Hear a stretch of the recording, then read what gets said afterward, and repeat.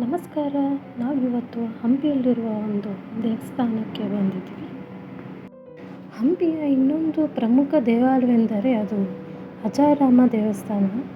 ಸಣ್ಣ ದೇಗುಲವಾದರೂ ಇದು ಅತ್ಯಂತ ನಯನ ಮನೋಹರವಾದ ಸುಂದರ ದೇಗುಲ.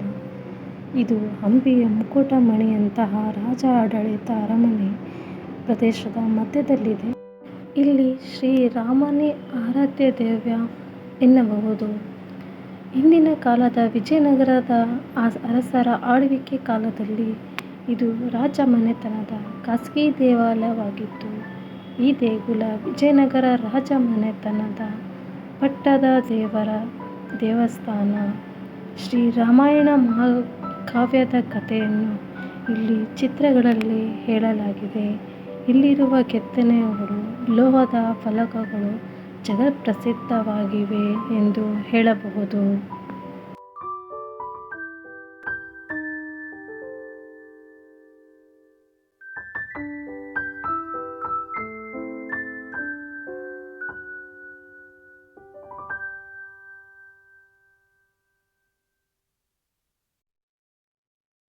ಹಂಪಿಯಲ್ಲಿರುವ ಪ್ರತಿಯೊಂದು ಕಲ್ಲಿನ ದೇವಾಲಯಗಳಿಗೆ ಅದರದೇ ಆದ ಭವ್ಯ ಇತಿಹಾಸವಿದೆ ಎಂದು ಹೇಳಬಹುದು.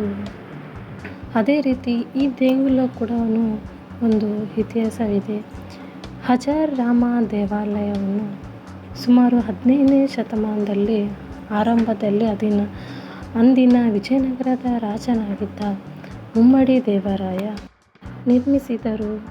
ಆರಂಭದಲ್ಲಿ ಇದು ಮೂಲತಃ ಒಂದು ಸರಳ ರಚನೆಯಾಗಿದೆ. ಇದು ಗರ್ಭಗುಡಿ ಕಂಬದ ಚಾವಣಿ ಮತ್ತು ಅರ್ಧ ಮಂಟಪವನ್ನು ಮಾತ್ರ ಹೊಂದಿದೆ ಅಂತ ಹೇಳಬಹುದು.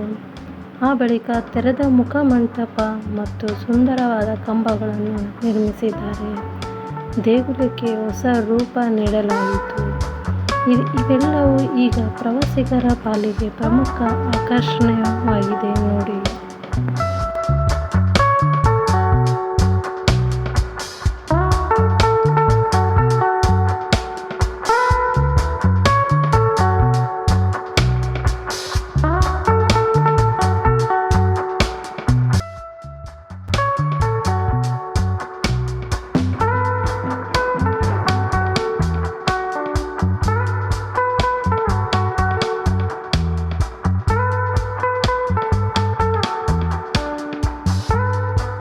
ಈ ದೇಗುಲದ ಕೆತ್ತನೆ ನೋಡುವುದಾದರೆ ಈ ದೇಗುಲದ ಕೆತ್ತನೆ ಹಾಗೂ ವಾಸ್ತು ಕೂಡ ತುಂಬ ವಿಶಿಷ್ಟವಾಗಿದೆ. ಈ ದೇವಾಲಯದ ಉತ್ತರ ಭಾಗದಲ್ಲಿ ವಿಸ್ತಾರವಾದ ಹುಲ್ಲುಹಾಸನ್ನು ಹೊಂದಿದೆ. ಈ ದೇವಾಲಯಕ್ಕೆ 2 ಬೃಹತ್ ಗೇಟ್ವೇಗಳ ಮೂಲಕ ಪ್ರವಾಸಿಗರು ಪ್ರವೇಶಿಸಬಹುದು. ಈ ದೇವಾಲಯದ ಒಳಭಾಗದಲ್ಲಿ ಅಲಂಕಾರಿಕವಾಗಿ ಕೆತ್ತಿದ ಕಂಬಗಳಿವೆ. ಇನ್ನು ಈ ದೇಗುಲದಲ್ಲಿರುವ 3 ಶೂನ್ಯತೆಗಳನ್ನು ಹೊಂದಿರುವ ಖಾಲಿ ಪೀಠವು ಹಿಂದೆ ಈ ದೇಗುಲದಲ್ಲಿ ಶ್ರೀರಾಮ, ಶ್ರೀ ಲಕ್ಷ್ಮಣ ಮತ್ತು ಸೀತಾಮಾತೆಯ ವಿಗ್ರಹಗಳನ್ನು ಪೂಜಿಸಲಾಗುತ್ತಿದ್ದನ್ನು ನೆನಪಿಸುತ್ತವೆ. ಈ ಸುಂದರ ದೇವಾಲಯದ ಸಂಕೀರ್ಣದ ಒಳಗೆ ಒಂದು ಸಣ್ಣ ದೇವಾಲಯವಿದೆ. ಅದೇ ರೀತಿಯ ಮಹಾಕಾವ್ಯದ ಗೋಡೆ ಕೆತ್ತನೆಗಳಿವೆ. ಈ ಸಣ್ಣ ದೇಗುಲದ ವಿಶೇಷತೆ ಎಂದರೆ ವಿಷ್ಣುವಿನ ಚಿತ್ರಣಗಳು ಮತ್ತು ಈ ದೇವಾಲಯವು ವಿಜಯನಗರ ಕಾಲದ ಶಿಲ್ಪಿಗಳ ಕರಕುಶಲತೆಯ ಪ್ರೌಢಿಮೆಗೆ ಒಂದು ಜೀವಂತ ಉದಾಹರಣೆಯಾಗಿದೆ ಎಂದರೆ ತಪ್ಪಾಗಲಾರದು. ಇನ್ನು ಈ ದೇಗುಲದ ಅನನ್ಯತೆಗಳನ್ನು ನೋಡೋದಾದರೆ ಹಂಪಿಯ ಎಲ್ಲ ಸ್ಮಾರಕಗಳಂತೆ ಈ ದೇಗುಲಕ್ಕೂ ಅದರದೇ ಆದ ಹಲವು ಅನನ್ಯತೆಗಳಿವೆ. ಅದರಲ್ಲಿ ಮುಖ್ಯವಾದವು ಎಂದರೆ ಈ ದೇಗುಲದ ಹೆಸರಾದ ಅಜರಾಮ ಎಂಬ ಪದದ ಅರ್ಥ ನೋಡೋದಾದರೆ ಅಕ್ಷರಸ್ಥದಲ್ಲಿ ಹೇಳುವುದಾದರೆ 1000 ರಾಮ ಎಂದು ಹೇಳಬಹುದು. ಇದರ ಜೊತೆಗೆ ಇಲ್ಲಿನ ಒಟ್ಟು ಕಲಾಕೃತಿಗಳ ಸಂಖ್ಯೆ, ಈ ದೇಗುಲದ ಒಟ್ಟು ಆದಿದೇವತೆಗಳ ಸಂಖ್ಯೆ 1000 ಎಂದು ಹೇಳಬಹುದು. ಇನ್ನು ಈ ದೇವಾಲಯದ ಗೋಡೆಗಳು ಶ್ರೀರಾಮಾಯಣದ ಕಥೆಯನ್ನು ಹೇಳುತ್ತವೆ. ಇಲ್ಲಿನ ಕಲ್ಲಿನ ಗೋಡೆಗಳ ಮೇಲೆ ರಾಮಾಯಣದ ಕಥೆಯನ್ನು ಸುಂದರವಾಗಿ ಕೆತ್ತಲಾಗಿದೆ. ಈ ದೇವಾಲಯದ ಹೊರಗೋಡೆಗಳನ್ನು ರಾಮ ಮತ್ತು ಕೃಷ್ಣನ ಉಬ್ಬು ಶಿಲ್ಪಗಳಿಂದ ಅಲಂಕರಿಸಲಾಗಿದೆ. ಇವಿಷ್ಟೇ ಅಲ್ಲ, ವಿಜಯನಗರ ಕಾಲದ ಜೀವನ ಶೈಲಿಯ ಶಿಲ್ಪನೆ ಕಥೆಗಳನ್ನು ಈ ದೇಗುಲ ಹೇಳುತ್ತದೆ. ಆ ಸಮಯದಲ್ಲಿ ನಡೆಯುತ್ತಿದ್ದ ದಾಸರ ಉತ್ಸವದಲ್ಲಿ ಭಾಗವಹಿಸುತ್ತಿದ್ದ ಕುದುರೆಗಳು, ಆನೆಗಳು, ಪರಿಚಾರಕರು, ಸೈನಿಕರು ಮತ್ತು ಮಹಿಳೆಯರ ನೃತ್ಯಗಳನ್ನು ಇಲ್ಲಿ ಕಲ್ಲಿನಲ್ಲಿ ಕೆತ್ತಲಾಗಿದೆ ಎಂದು ಹೇಳಬಹುದು. ಭಾರತದ ಯಾವುದೇ ಭಾಗದಲ್ಲಿ ಕಂಡುಬರುವ ಕೆತ್ತನೆಗಳಿಗಿಂತ ಇವು ಹೆಚ್ಚು ವಿಸ್ತಾರವಾಗಿವೆ ಎಂದು ಹೇಳಬಹುದು.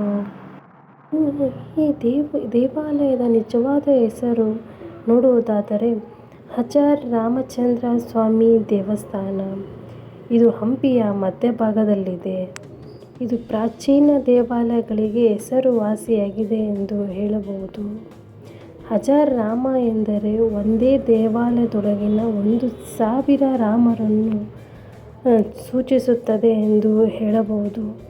ವಿಸ್ತೀರ್ಣದಲ್ಲಿ ಚಿಕ್ಕದಾಗಿದ್ದರೂ ಈ ದೇವಾಲಯವು ವಿರೂಪಾಕ್ಷ ದೇವಾಲಯದ ನಂತರ ಹಂಪಿಯಲ್ಲಿ ಬಹಳ ಪ್ರಸಿದ್ಧವಾಗಿದೆ ಎಂದು ಹೇಳಬಹುದು. ಹಜಾರ್ ರಾಮ ದೇವಸ್ಥಾನವನ್ನು 15ನೇ ಶತಮಾನದಲ್ಲಿ ರಾಜ ವಿಜಯನಗರ ದೇವರಾಯ ನಿರ್ಮಿಸಿದರು. ಇಂದಿನ ದಿನಗಳಲ್ಲಿ ರಾಜ ಮತ್ತು ಅವನ ರಾಜವಂಶಸ್ಥರು ತಮ್ಮ ಪ್ರಾರ್ಥನೆಗಳನ್ನು ಸಲ್ಲಿಸಲು ಈ ದೇವಾಲಯಕ್ಕೆ ಆಗಾಗ ಭೇಟಿ ನೀಡುತ್ತಿದ್ದರು ಎಂದು ಹೇಳಬಹುದು. ಹಾಗೆಯೇ ಪೂರ್ವಕ್ಕೆ ಎದುರಾಗಿರುವ ಈ ದೇವಾಲಯಕ್ಕೆ ರಾಜಗೋಪುರವಿಲ್ಲ. ಬದಲಾಗಿ ಭಕ್ತರು ಮತ್ತು ಪ್ರವಾಸಿಗರು ಪ್ರವೇಶಿಸಬಹುದಾದ ಬಹುಸ್ತಂಭಗಳ ಪೂರ್ವಕ್ಕೆ ಎದುರಾಗಿರುವ ಗೋಪುರವಿದೆ ಎಂದು ಹೇಳಬಹುದು. ಹಾಗೆಯೇ ಇಂದಿನ ಕಾಲದಲ್ಲಿ ನೋಡುವುದಾದರೆ ಮೊಘಲರ ಆಳ್ವಿಕೆಯಲ್ಲಿ ದೇವಾಲಯವು ಧ್ವಂಸಗೊಂಡಿತು ಮತ್ತು ಅದರ ಎಲ್ಲ ದೇವತೆಗಳು ಛಿದ್ರಗೊಂಡವು. ಆದ್ದರಿಂದ ಇಂದಿಗೂ ಈ ದೇವಾಲಯವು ಹಜಾರ್ ರಾಮ ದೇವಾಲಯ ಎಂದು ಕರೆಯಲ್ಪಡುತ್ತಿದ್ದರೂ ಇದರಲ್ಲಿ ಪ್ರಧಾನ ದೇವತೆಯಾದ ಶ್ರೀರಾಮ ಮತ್ತು ಅವರ ಪತ್ನಿ ಸೀತೆಯ ಪ್ರತಿಮೆ ಇಲ್ಲ. ಹಲವಾರು ಬಹುಸ್ತಂಭಗಳ ಮಂಟಪಗಳಿವೆ ಮತ್ತು ಆ ಎಲ್ಲ ಸ್ತಂಭಗಳ ಮೇಲೆ ವಿನ್ಯಾಸಗೊಳಿಸಲಾದ ದೇವತೆಗಳ ಸಂಕೀರ್ಣ ಕೆತ್ತನೆಗಳಿವೆ. ರಂಗಮಂಟಪವು ಗರ್ಭಗುಡಿಯ ಸ್ವಲ್ಪ ಮೊದಲು ಇದೆ ಮತ್ತು ರಂಗಮಂಟಪದ 4 ಸ್ತಂಭಗಳ ಹೊಳೆಯುವ ಕಪ್ಪು ಕಲ್ಲುಗಳಿಂದ ನಿರ್ಮಿಸಲ್ಪಟ್ಟಿದೆ ಎಂದು ಹೇಳಬಹುದು. ಇಲ್ಲಿರುವ ಕಲ್ಲಿನ ಕೆತ್ತನೆಗಳನ್ನು ಇಲ್ಲಿಗೆ ಭೇಟಿ ನೀಡುವ ಯಾವುದೇ ಪ್ರವಾಸಿಗರನ್ನು ಆಕರ್ಷಿಸುತ್ತದೆ. ಗರ್ಭಗುಡಿಯು ಪೂರ್ವಕ್ಕೆ ಮುಖ ಮಾಡಿದೆ, ಆದರೆ ಯಾವುದೇ ದೇವತೆ ಇಲ್ಲ. ಕುದುರೆ ಸವಾರಿ ಮಾಡುವ ಕಲ್ಕಿಯ ವಿಗ್ರಹವು ಆಕರ್ಷಕವಾಗಿ ಕಾಣುತ್ತದೆ. ಈ ದೇವಾಲಯದ ಕಂಬಗಳು ಮತ್ತು ಗೋಡೆಗಳ ಮೇಲೆ ಉಬ್ಬು ಹಾಕಲಾದ ವಿಗ್ರಹಗಳು ಮತ್ತು ಚಿತ್ರಗಳು, ಕುದುರೆಗಳು, ಆನೆಗಳು, ಸೇವಕರು, ಸೈನಿಕರು ಮತ್ತು ನೃತ್ಯ ಮಾಡುವ ಮಹಿಳೆಯರನ್ನು ಆಕರ್ಷಕ ರೀತಿಯಲ್ಲಿ ಚಿತ್ರಿಸುತ್ತವೆ ಎಂದು ಹೇಳಬಹುದು.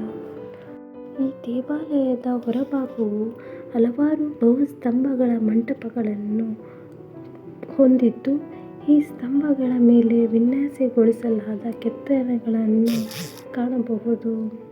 ಈ ದೇವಾಲಯದ ದಕ್ಷಿಣದಲ್ಲಿ ಮತ್ತೊಂದು ಬಹುಸ್ತಂಭಗಳ ಮಂಟಪವಿದೆ ಮತ್ತು ಆ ದಿನಗಳಲ್ಲಿ ಅಲ್ಲಿ ದೈವಿಕ ಕಾರ್ಯಗಳು ಮತ್ತು ಆಚರಣೆಗಳನ್ನು ನಡೆಸಲಾಗುತ್ತಿತ್ತು ಎಂದು ಭಾವಿಸಲಾಗಿದೆ. ಪೂರ್ವಕ್ಕೆ ಮುಖ ಮಾಡಿರುವ ಸೀತಾದೇವಿಯ ದೇವಾಲಯವು ಸಹ ಖಾಲಿಯಾಗಿದೆ. ಯಾವುದೇ ದೇವರು ಇಲ್ಲ. ಈ ದೇವಾಲಯದ ಹೊರಗೋಡೆಗಳ ಮೇಲೂ ರಾಮಾಯಣವನ್ನು ಚಿತ್ರಿಸುವ ವಿಗ್ರಹಗಳಿವೆ. ಈ ದೇವಾಲಯವು ಆ ಕಾಲದ ಕುಶಲಕರ್ಮಿಗಳ ಕುಶಲತೆಗೆ ಸಾಕ್ಷಿಯಾಗಿದೆ. ರಸ್ತೆಯ ಇನ್ನೊಂದು ಬದಿಯಲ್ಲಿ ಹನುಮಾನ್ ಅಥವಾ ಆಂಜನೇಯ ಸ್ವಾಮಿಯ ವಿಗ್ರಹವಿದೆ ಮತ್ತು ಅವರು ಹಜಾರ್ ರಾಮ ದೇವಾಲಯದ ಕಡೆಗೆ ನೋಡುತ್ತಿರುವಂತೆ ತೋರುತ್ತದೆ.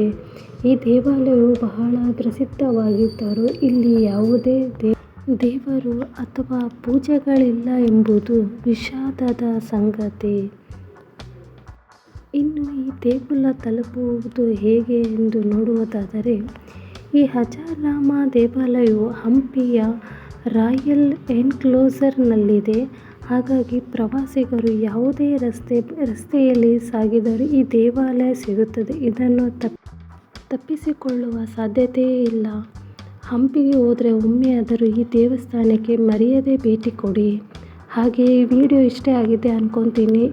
ಇಷ್ಟವಾಗಿದ್ದರೆ ಒಂದು ಲೈಕ್ ಮಾಡಿ. ಇನ್ನು ಯಾರು ಹೊಸದಾಗಿ ನೋಡ್ತಾ ಇದ್ದೀರಾ ಅವರು ಒಂದು ಸಬ್ಸ್ಕ್ರೈಬ್ ಮಾಡಿಕೊಳ್ಳಿ.